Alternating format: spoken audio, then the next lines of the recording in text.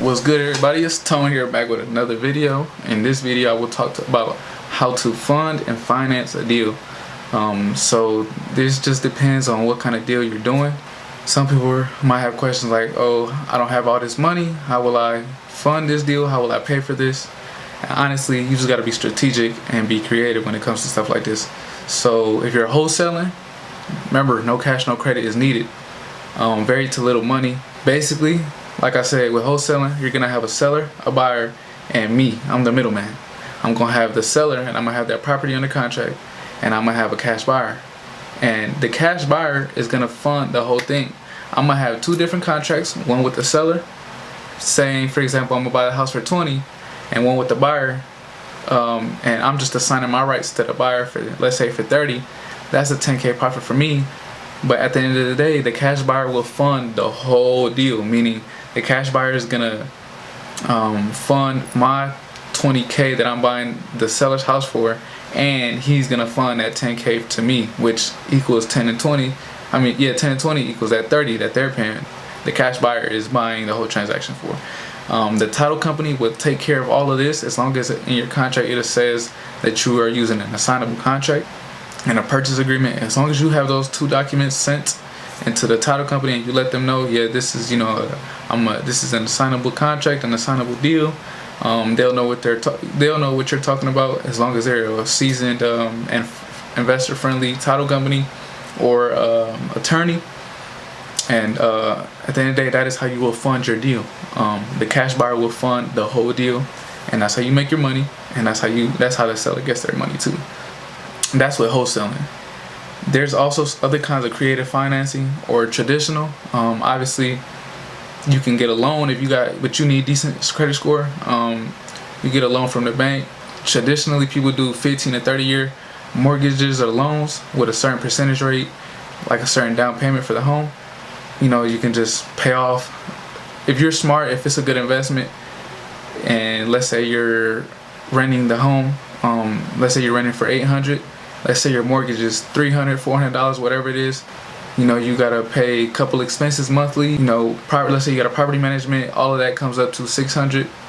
You still have the $800 minus $600. You still have a positive $200 monthly cash flow, but you'll fund that deal through that loan that you're getting. Obviously, you're gonna have to have a down payment, so have a little bit money set to the side for that down payment, but a loan at the end of the day.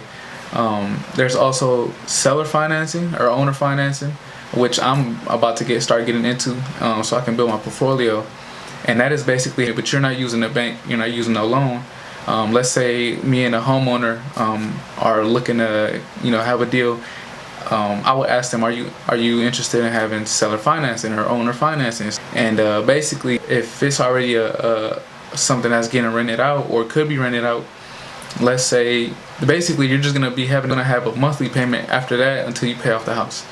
But if let's say my monthly payment is $500, and if I'm renting the house out for $800, I still have a positive cash flow of $300.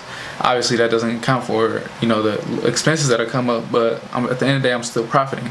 And that is a way that you can build your portfolio up without you having a loan or nothing like that. It's kind of like a rent-to-own type of thing.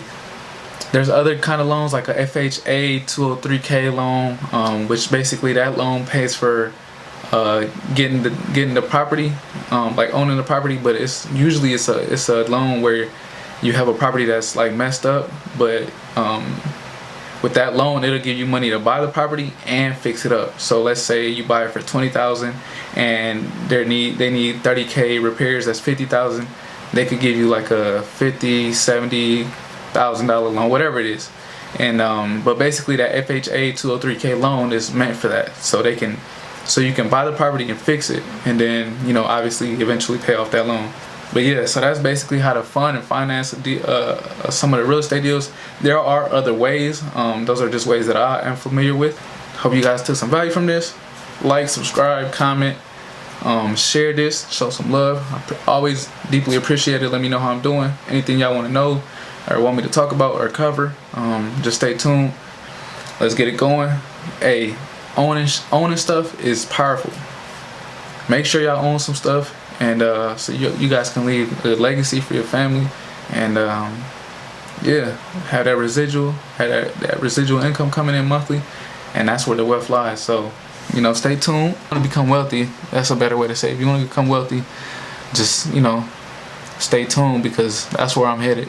And I'm only 21 years old. I'm still in college, and I'm only here because it's paid for. I wouldn't be here otherwise. So yeah, if y'all have questions about that, but I'm on my way for sure. I'm on my way to my calling. So stay tuned, show some love, and it's all love from me. So I'll catch y'all.